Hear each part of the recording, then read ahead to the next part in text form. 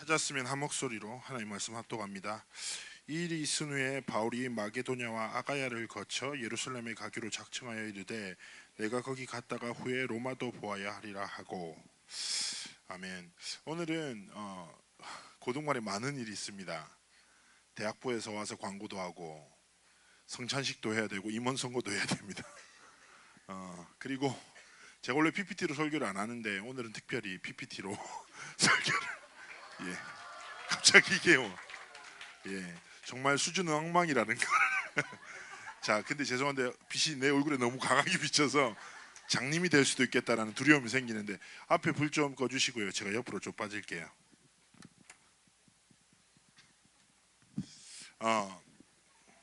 오늘 어떤 얘기를 하려고 하냐면 그 로마 복음화가 어떻게 이루어졌는지 사도행전 이후의 이야기를 좀 실제로 하려고 해요. 그래서 오늘은 여러분이 좀 마음에 좀 사실은 지금도 세계복음화의 언약이 계속 성취되어 나가는데 좀 마음에 하나님 앞에서 하나님 원하시는 좀 생각을 가졌으면 좋겠다는 생각 듭니다. 먼저 로마 복음화는 초대교회와 전도자 바울에게 주신 이명개혁이고 사명이었죠. 그래서 하나님의 말씀을 계속 이뤄나가는데 리모컨이 작동을 안 하네요. 이거 예. 예, 감사합니다. 이게 제가 말로 해야 되는 거죠. 예, 감사합니다. 이 그림은 초대교회 당시에 예배를 이런 식으로 드렸을 것이다. 예배 가서 복음도 전하고. 그래서 좀 이렇게 자유롭게 사람들 앞에서 하나님의 말씀을 선포하고 하나님의 복음을 증거하는 그런 모습이었습니다. 그런데 이제 우리 다음 넘어가 주시고요. 핍박의 시대가 곧 옵니다. 사도행전이 언제 몇 년도에 지어졌냐면 아마 AD 63년에서 64년 정도에 시작됐다라고 기록이 시작됐다고 해요. 그런데 핍박의 시대가 오는 중요한 이유 중에 왜 로마와 유대 사회가 초대교회를 많이 핍박했을까 여러 가지 이유가 있을 건데 몇 가지 좀 근본적으로 많은 문제가 갈등이 있었어요. 그 중에 첫 번째가 뭐냐면 그 당시에는 신분 사회인데 그리스도인은 만민이 평등함을 주장한 거예요. 그리스도 안에서 모두가 하나다. 그래서 종이 주인에게 복음을 전하기도 하고. 그래서 여러분 잘 알다시피 뭐 그 빌레몬과 오네시모 이야기는 굉장히 유명하죠. 빌레몬은 주인이었고 오네시모는 종이었어요. 그런데 오네시모가 나중에 감옥에서 바울을 통해서 복음 받고 교회 지도자가 되는 겁니다. 후에 빌레몬이 복음을 만나요. 갔더니 종이 그 교회 지도자가 돼 있는 거예요. 그 당시 사회에서는 말도 할 수 없는 일이에요. 그러니까 즉 말해서 사회 근간 신분 제도에 반하는 그리스도인들이 생각을 가지고 있었고, 또 두 번째는 황제 숭배를 주장했는데 그리스도인은 얘들이 되게 착하거든요. 모든 것을 양보하는데 이상하게 이 부분은 못 넘어서는 거예요. 그리스도인들이 황제 숭배에 무조건 반대하고 유일한 진리만을 외치는 거죠. 그 당시에 로마에는 수많은 우상 종교가 있었단 말이에요. 그러니까 좀 거슬렸어. 근데 여기서 끝이 아니라 그리스도인들이 또 뭘 하냐면 그 당시에 아주 핫한 오락 장소에 유대인들은 안 가는 거예요. 예를 들어 로마 시대 성적 문란함이 상상을 초월했어요. 그리고 콜로세움 알죠? 콜로세움, 로마에 있는 그 원형 경기장에서 아주 잔인한 게임들을 즐기게 했는데 그리스도는 거기 안 가. 근데 더 거슬리는 행동을 몇 가지 더 했어. 그게 뭐였냐면 로마 남자 시민권자에게 이런 자유가 있었어요. 시민권자에게 내가 아이를 낳았는데 기르기 싫잖아요. 그럼 길에 버려서 죽이는 거예요. 그게 권한이었어. 그래서 낳았는데 키우기 싫지? 그러면 길에다 그냥 버려. 그러면 죽으면 누군가 치우고 이런 식으로 됐던 거예요. 근데 그렇게만 버리면 데리고 가서 키우는 애들이 있어. 누구냐? 그리스도인들이니까. 그렇게 버림받은 애들을 무조건 데려가서 키우는 거예요. 그러니까 사회적으로 볼 때 문화에도 좀 안 맞는 거지. 그런데 얘들이 저그들끼리 막 모여. 알겠죠? 모임 장소를 누구한테 놓거나 예배를 자기들끼리 새벽에도 모이고 밤에도 모이는데, 그러다가 우리가 오늘 한 성찬에 대한 소문을 듣기 시작한 거예요. 로마 사람들이. 잘 들어봐요. 예수님의 살을 기념하여 떡을 떼고 피를 경험하여 잔을 마신다. 그래서 로마 사회에 어떻게까지 소문이 났냐. 이 기독교인들 제정신이 아니구나. 저그들끼리 모여서 실제 사람 고기를 먹고 피를 마시는구나. 어린아이를 잡아서 제물로 바치구나. 그런 기독교인들에 대한 많은 소문들이 로마에 이렇게 있을 때 갑자기 한 가지 사건이 발생합니다. 다음요. 64년도에 로마 대화재가 발생합니다. 이때 어떻게 되냐? 그 당시에는 건물이 다 나무로 되어 있단 말이에요. 6일 동안 로마의 3분의 2가 불에 타버려요. 3분의 2. 서울의 3분의 2가 불에 타서 없어져 버렸다니까. 근데 그 당시에는 황제를 신으로 생각했기 때문에 이때 황제가 누구냐? 네로라. 네로는 나중에 비참하게 자살합니다. 그리고 이 네로 시대 때 순교당한 사람이 베드로와 바울이에요. 그러니까 국민들이 이 로마 대화재에 대한 그 원망을 황제를 향해 딱 쏟으려고 할 때 네로가 생각하는 거죠. 희생양이 누구냐? 그리스도인들을 딱 타깃으로 잡은 거예요. 그래서 그리스도인들이 이 화재를 일으켰다라고 딱 얘기를 해버린 거예요. 이때부터 본격적인 핍박이 시작됩니다. 다음요. 자, 이 그림은요, 여러분 로마에 가면 볼 수 있는 콜로세움입니다. 자, 그 당시에 놀랍죠. 원형 경기장이에요. 어마어마하게 커요. 보시다시피 여기가 무대고 이 밑에 많은 지하 공간들이 있죠. 뭐 예를 들어서 여러분 영화 봤나요? 글래디에이터 이런 거 봤어요? 검투사 이야기 이런 거 봤어요? 생명 걸고 막 싸우고. 그러니까 그 당시에는 스포츠 뭐 우리가 지금 뭐 영화 보고 뭐 재밌는 레저가 있잖아요. 이때는 사람이 사람 죽이는 것이 최고의 재미였단 말이에요. 그래서 로마 사람들이 막 이 원형 경기장에서 사람 죽이고 싸우고 이런 걸 보면서 막 술 마시고 기뻐하고 엄청 재밌게 지냈었어요. 쉽게 얘기하면 지금 뭐 격투 경기를 진짜 죽이는 걸로 했다고 생각하면 되는 거예요. 근데 점점 핍박이 어느 정도 심해지냐? 로마인들이 기독교인들을 핍박하는 걸 넘어서 죽이는 것을 그들의 재미로 삼기 시작해요. 자, 다음요. 이게 원형 경기장 안에 실제로 그리스도인들을 불에 태워 죽이고, 그리고 사자와 맹수의 먹이로 던지기도 하고. 다음요. 이 속에서 많은 그리스도인들이 로마 사람들의 비웃음을 당하면서 죽임을 당해요. 엄청나게 죽어요. 실제 기록에는 네로가 심한 정신 문제가 있었어요. 그런데 어느 정도 상태가 됐냐? 어마어마한 자기 정원에 불을 밝히는데 보통 횃불을 쓰잖아요. 그 당시에 조명이 없으니까. 근데 사람이 몸이 유분이 많잖아요. 그래서 기독교인들을 태워서 자기의 화원에 불을 밝힌 거예요. 심각했죠. 그리고 처음에 핍박은요, 뭐 어른들을 죽이기 시작하다가 점점 사람들이 자극되니까 어린 소녀들, 임산부, 노인들을 다 이렇게 죽이기 시작해요. 그 생각해봐요. 실제로 로마 사람들이 어느 정도 정신 문제가 심했냐? 이런 원형 경기장에서 12살짜리 아이를 사자가 뜯어 먹는 모습을 보면서 기뻐했다니까. 이 정도로 심각한 핍박이 있었어요. 그리고 실제 기록에 보면 이런 기록도 나와요. 다음요. 그래서 뭐 이렇게 되게 잔인하게 이제 사람들을 죽이고 사람들이 막 이렇게 즐거워하고 이런 모습이 나오는데, 어떤 기록에 보면 한 10살짜리 되는 아이 소녀 그리스도인이 딱 이게 중간에 섰대요. 섰는데 사자, 이제 굶주린 사자, 호랑이 이런 맹수들이 딱 들어선 거죠. 근데 그리스도인 중에 그 10살짜리 소녀 이름이 제가 한국 애가 아니라서 이름이 잘 기억이 안 나는데, 걔가 딱 중앙에 있어서 콜로세움 중앙에서 하나님 찬양한 거예요. 찬양을 하는데 보통 죽음 앞에 사람들이 두려워해야 되잖아요. 근데 이 아이가 너무 평온하게 10살짜리가. 근데 맹수들이, 굶주린 맹수들이 가만히 있어서 앉아서 그 아이를 본 거죠. 그런 모습을 보고도 많은 로마 사람들까지 복음을 받는 결과까지 있었습니다. 그래서 많은 핍박이 있었어요. 그러다 보니까 기독교인들이 사회적으로 너무 7명의 황제의 시대 속에서 기독교인들을 죽였다니까요. 재산도 몰수하고 죽이고 색출하고 죽이고. 그러다 보니까 점점 그리스도인들이 있을 곳이 없으니까 도망가기 시작했어요. 다음요. 거기 뭐냐? 카타콤이에요. 자, 다음요. 카타콤의 모습이 이런 거예요. 쉽게 얘기하면 카타콤은 고대 사회의 지하 묘지라. 자, 이렇게 생각하면 좀 더 이해가 안 될 겁니다. 다음요 봅시다. 이런 구조예요. 땅 속에 이렇게 놀라운 묘지들이 돼 있어. 근데 저도 직접 로마 가서 여기 들어가 봤는데 참 신기해요. 땅을 파잖아요. 그대로 굳어버린대요. 그래서 이렇게 길게는 20km까지. 그리고 여기가 얼마나 좁냐면요, 제가 이렇게 가잖아요. 그러면 아무데도 못 가요. 이렇게 다녀야 돼. 이렇게. 옛날 사람들이 되게 작았겠구나. 묘지가 있는데 내가 몸무게 접어도 못 들어가겠더라고. 그러니까 묘지 다다다닥 이런 데다가 그리스도인들이 딱 숨어서 도망다니고 숨어서 여기서 신앙을 지키고 그런 거예요. 옛날에 그리스도인들은 서로 만나면 울었다잖아요. 두 가지 때문에. 네가 어떻게 이 복음을 받았니?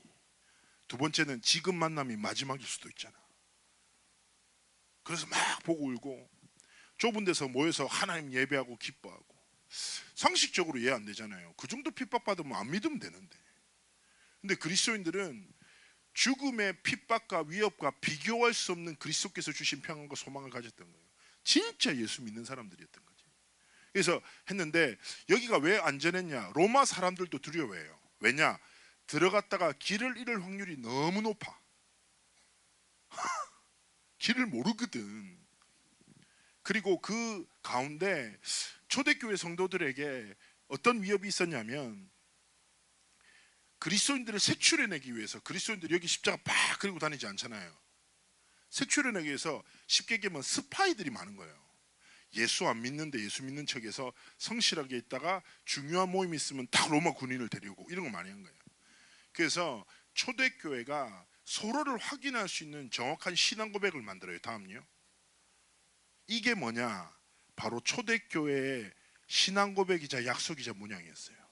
자, 왼쪽에 생선 모양입니다. 저게 뭐라고 적혀있냐? 익투스라고 적혀있는 거예요.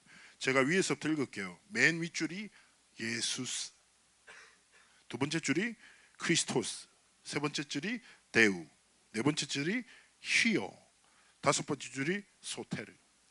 예수 그리스도 하나님의 아들 구원자. 성경의 마태복음 16장 16절, 주는 그리스도시요 살아계신 하나님의 아들이십니다. 이 고백으로 성도가 성도임을 확인한 거죠. 이 고백을 알고 있어, 가지고 있어. 그러면 카타콤으로 인도하는 거죠. 그래서 거기서 신앙생활을 했습니다. 렘넌트 여러분 생각해 보세요. 강대국 로마가 일곱 황제의 시대에 그리스도인들을 말살했어. 믿지 마라가 정도가 아니라 믿으면 다 죽여버렸어. 근데요, 참 그리스도인들은 싸우지도 않아. 죽으면 팍 죽고 때리면 맞고, 다른 데는 가만히 있다가 황제 숭배하라면 막 지르고, 우리 하나님만 믿을 거라고, 때리면 또 맞고 죽이면 죽고. 근데 이 복음이 계속 확산되는 거야. 이해 안 되잖아. 어느 정도 되냐? 유대 사회에서도 핍박받고 로마 사회에서는 아예 말살시키려고 했던 기독교인들이 나중에 250년 뒤에는 로마 전체를 복음화시켰다니. 그러면서 하나님의 시간표를 딱 맞이하는 거예요. 다음입니다. 이 사람이 딱 나타나는 거예요. 이 사람 누굴까요? 예, 그렇습니다. 콘스탄티누스 대제 1세예요. 자, 이 사람에 대한 얘기를 많이 할 필요가 그렇게 많이 할 필요 없어요. 다음요. 여러분 이 그림이 되게 유명한 이제 벽화예요. 로마 바티칸에 가면 이 그림이 그려져 있습니다. 이게 누구냐면 황금색 옷을 입은 애가 콘스탄티누스 대제예요. 그린 밀바우스의 다리 전투 상상화예요. 라팔로가 그리기 시작했다가 죽고 제자들이 그림을 완성한 그림인데, 이 전쟁이, 이 대제가 로마 전체를 통일하는 가장 결정적인 전쟁이었어요. 근데 이 전쟁 당시에 이게 기독교에 대한 하나님의 축복에 대한 전설이 하나 있는데, 뭐가 있냐면 얘랑 싸웠던 이 물속에 깔아앉는 애가 있어요. 이 그림이 되게, 제가 죄송해요, 인터넷으로 끌어다 보니까 구하지를 구할 수가 없어요. 그래서 이거는 여러분 직접 우리 로마에 같이 가서, 에? 제 생각에 한 내년이나 내후년쯤에 우리 한번 로마 한번 갑시다. 할렐루야. 농담하는 거 아니고 가면 돼. 비행기만 타면 돼. 아무것도 시간 딱 내고 딱 그려진 거 보고 다 보면 돼. 우리 한번 갑시다. 할렐루야. 이번에는 카렌 가고 어쨌든 가는데 막센티우스라는 로마 황제, 이때 사두 정치를 해가지고 네 명이 서로 황제라고 막 할 때 마지막 권력이 정리되는 전쟁이었어요. 근데 사실은 콘스탄티누스 대제가 훨씬 불리한 상황이었거든요. 병력이, 상대 병력이 3배가 많았고 식량도 충분히 저장했고 로마 성벽에 딱 뒤에 숨어 있었어.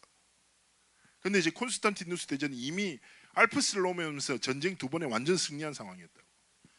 근데 훨씬 병력으로나 여러 가지 상황상 불리했는데 막센티우스는 예언자한테 얘기를 듣는 거예요.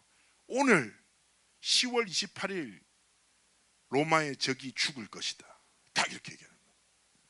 그런데 콘스탄티누스 대제는 꿈을 꿨는데 예수님이 나타나서 십자가의 문양을 들고 나가라 이렇게 얘기를 한 거예요. 그래가지고 콘스탄티누스 대제는 십자가의 형태와 방패에 십자가 문양을 새겨서 들고 나가요. 그래서 한 사람은 예언자의 말을 듣고 한 사람은 꿈에서 예수님을 만난 거지요. 전쟁을 했는데 이 전쟁에서 막센티우스가 전사합니다. 그래서 결국에 이 전쟁이 62년 10월 28일에 일어났고 63년도에 이제 하나님 앞에서 63년도에 하나님 앞에서 63년 동안 312년 10월 28일 날 전쟁에서 승리하고 313년에 밀라노 칙령을 통해서 기독교가 국교로 공인되는 사건이 일어나는 거죠. 그런데 중요한 것은 다음입니다. 이 여자를 주목해야 돼요. 여자가 굉장히 독특한 여자인데 누구냐? 콘스탄티누스 대제의 엄마예요. 헬레나라는 여자예요. 이 여자가 굉장히 어려운 시절을 보냈거든요. 그런데 어려운 시절에 유배를 갔다가 그리스도를 만난 거예요. 그래서 그리스도를 너무 사랑했어요.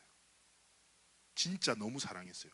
그래서 콘스탄티누스 대제가 바로 황제가 즉위되자마자 로마 군대를 끌고 그리스도의 흔적을 찾고자 순례길을 떠나요.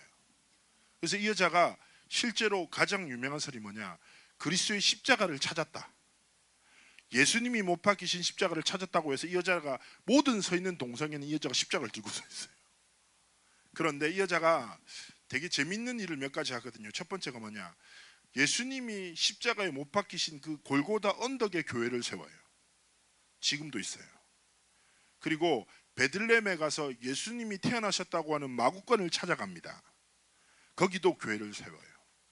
그래서 실제로요, 베들레헴에 가고 이스라엘에 가면 이 헬레나가 세운 성당이 지금도 있어요. 수태고지 교회 뭐 해가지고 다 있단 말이에요. 그런데 이 여자가 그리스도를 너무너무 사랑해서 실제로 일화가 있습니다. 어떤 일화가 있냐? 이 여자가 예수님의 모든 흔적을 가지고 싶은 거예요.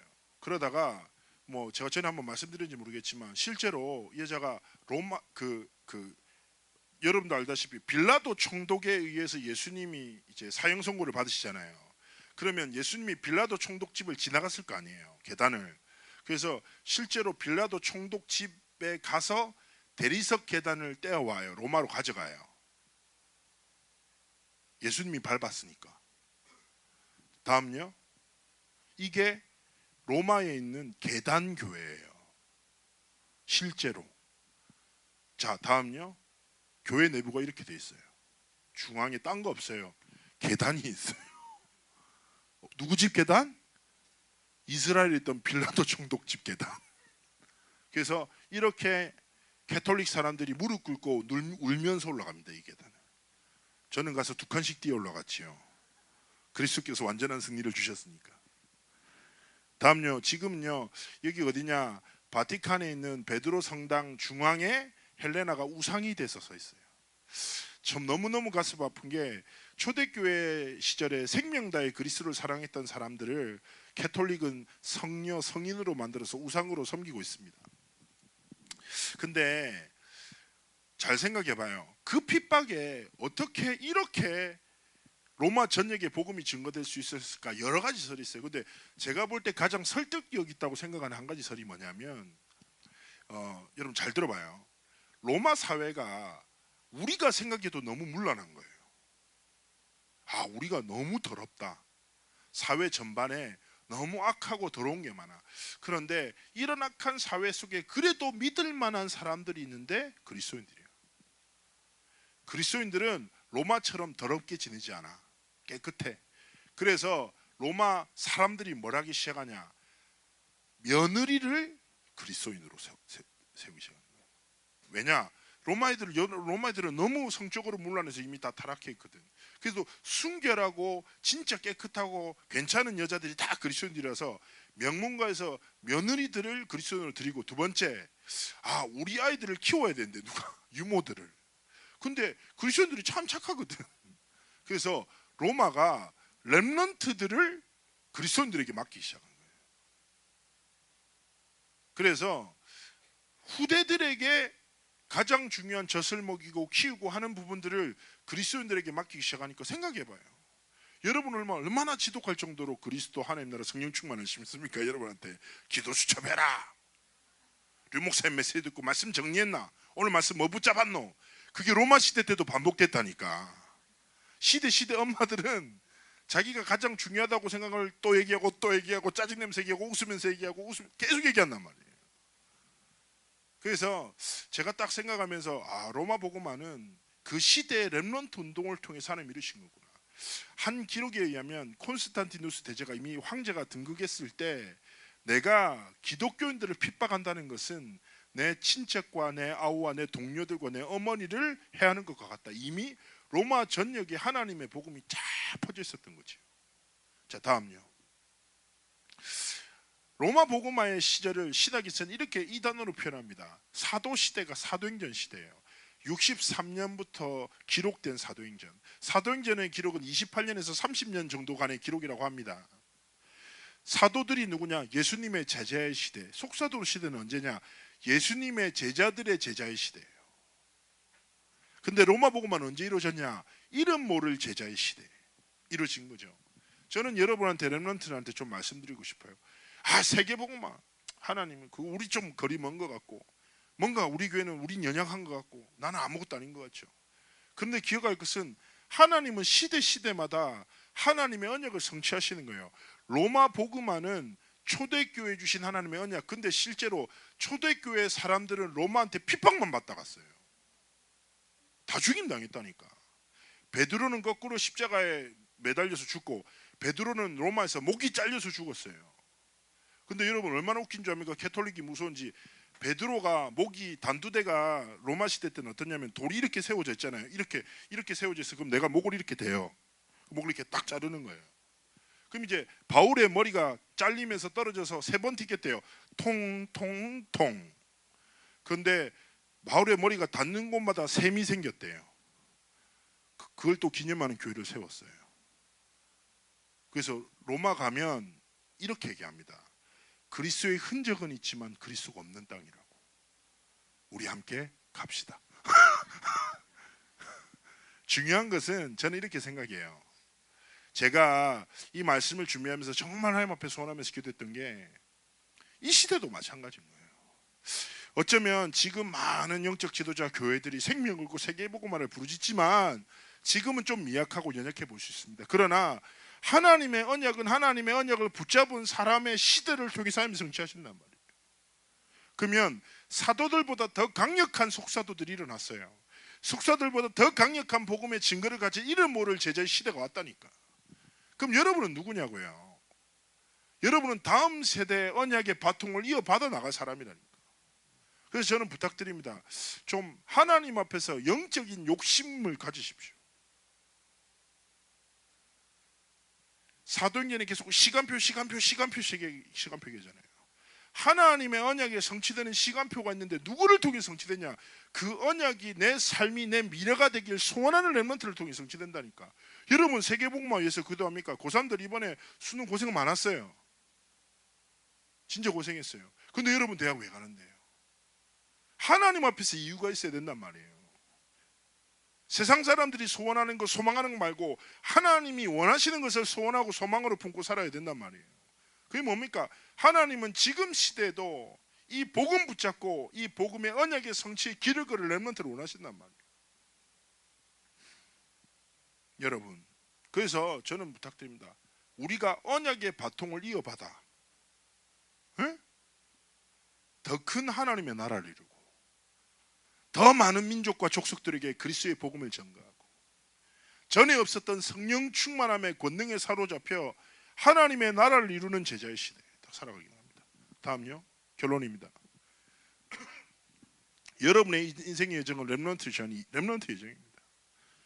여러분, 중요한 것은 하나님이 주신 정체성은 지워지지 않아요. 기억해야 돼요. 여러분의 여정의 시간표가 모습이 지금 어떠든지 하나님은 여러분을 하나님의 렘넌트로 부르셨는데, 렘넌트의 정체성이 뭡니까? 첫 번째, 남은 자라는 거예요. 거룩한 씨라는 거예요. 어떤 세상의 문화에도 무너지지 않고 그 문화를 살리는 자로 하나님이 여러분을 렘넌트로 부르셨으니까, 진짜 여러분에게 필요한 오늘의 힘이 무엇입니까? 공부 좀 더 잘하고 좀 더 좋은 대학에 가고 좀 더 사람한테 인정받는 것이 아니라, 하나님이 이 여정을 걸어가는 자에게 필요한 힘이 한 가지라고 했다니까. 스가랴서 4장 6절에 렘넌트한테 말씀하십니다. 힘으로 살지마, 능으로 살지마. 예레미야 17장 5절에서 말합니다. 사람을 믿고 육신으로 그의 힘을 삼고 마음이 여호와에게서 떠난 사람은 저주를 받은 것이야. 세상을 살릴 모든 힘과 능을 여호와의 신 안에 하나님 예비하셨단 말이에요. 렘넌트의 여정을 걸어가는 렘넌트한테 필요한 건 딱 한 가지. 하나님의 영에 감동된, 하나님의 영에 충만한 내가 되도록 역사해달라고. 날마다 진짜 이 기도 시작하라니까. 왜 이미 힘이 필요합니까? 하나님의 언약 성취를 위해서. 세계복음화가 일어나는 모습을 보면서 박수치고 기뻐하고 즐거워하는 렘넌트 되지 마십시오. 잘 생각해봐요. 창세기 6장에 노아 시대에 방주를 보고 기뻐해. 와, 방주 멋있네. 피톤치드 너무 좋아. 와, 이거 왜 어떻게 이렇게 나무를 잘 깎았대? 이 산 꼭대기 이렇게 큰 나무 배를 어떻게 만들었대? 어마어마하네. 박수 치고 셀카 찍고 단체 사진 다 찍어. 근데 안 들어가.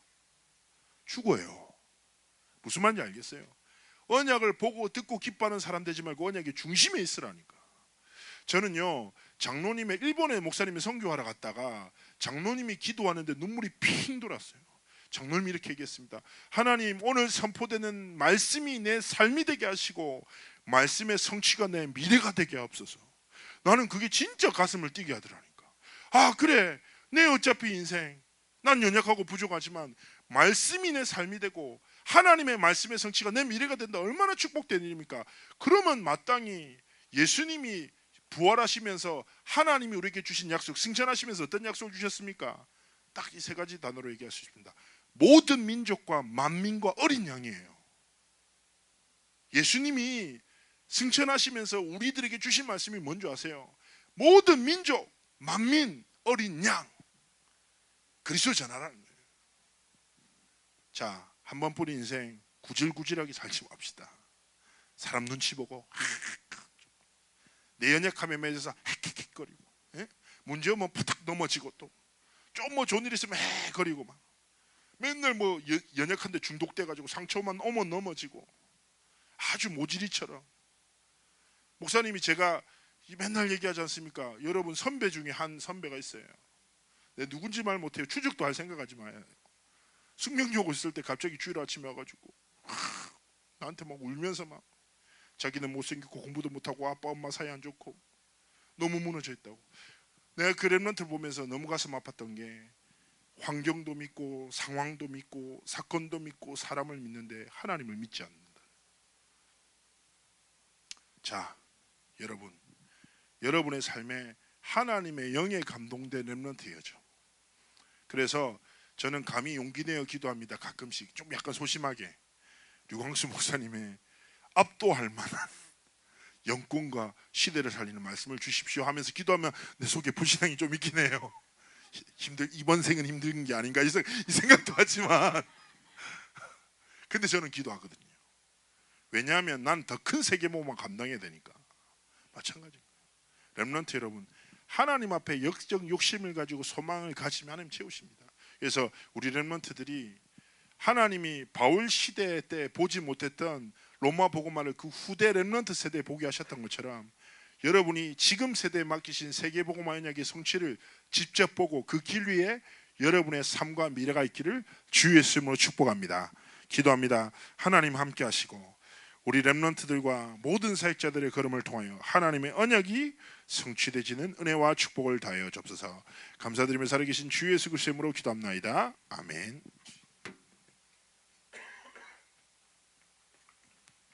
알통 시간입니다. 주신 말씀 정리하는 시간 가지도록 하겠습니다.